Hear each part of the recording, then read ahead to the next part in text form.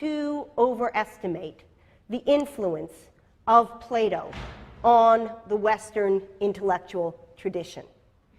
There is no educated person in the Western world in the last 2,500 years who wasn't influenced in some way or another by the thoughts and by the framework of understanding that Plato provided for us some 2,500 years ago.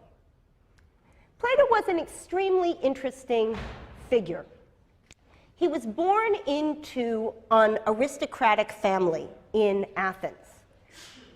Some think that he was descended from one of the Athenian kings, but regardless, it's clear that the family of which he was a part were among the leaders of Athenian political society,